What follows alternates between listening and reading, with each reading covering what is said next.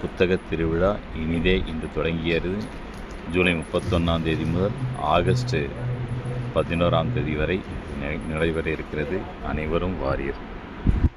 இந்த சிறப்பான முயற்சியை முன்னெடுத்து நிகழ்த்தி வரும் திரு ஸ்டாலின் குணசேகரன் அவர்களை எவ்வளவு பாராட்டினாலும் தகும்.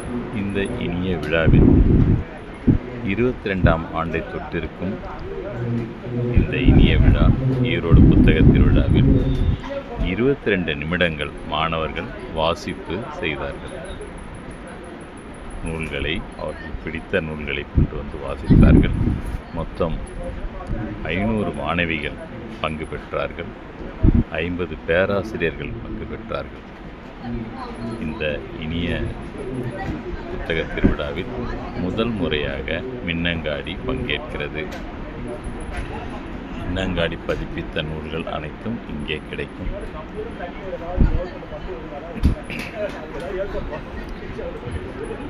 நவி எழுதிய நூல்கள், ஜீரா எழுதிய நூல்கள் இங்கே காட்சிப்படுத்தப்படுகின்றன. தோ பரமசிவன் அவர்கள் நூல்கள், கானாசு எழுதிய நூல்கள், என்னுடைய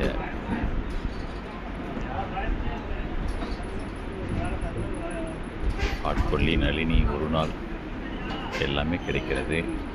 என்னுடைய பேராசிரியர் எழுதிய நானோ மருத்துவம், செயற்கை நுண்ணறிவு இதெல்லாம் கிடைக்கிறது.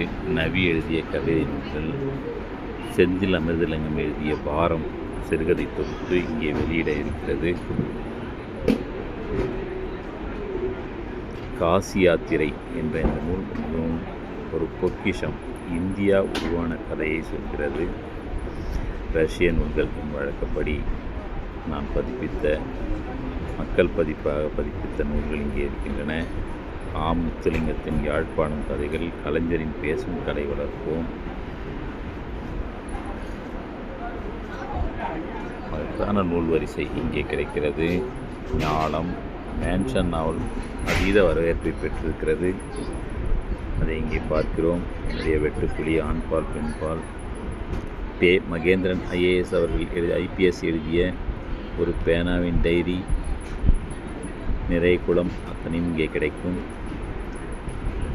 நடராசன் எழுதிய பச்சை புறா, வியட்நாம் அழைக்கிறது, எழிலரசி எழுதிய முக்கியமான பயண நூல் அத்தனையும் இங்கே கிடைக்கும். அள்ளிச் செல்ல வாரீர் வாரீர். தலைப்புச் செய்திகள் ராஜா வாசுதேவன் அவர்கள் எழுதியது, அதுவும் அஞ்சலை அம்மாள் வரலாறு நாவலும் இங்கே கிடைக்கும்.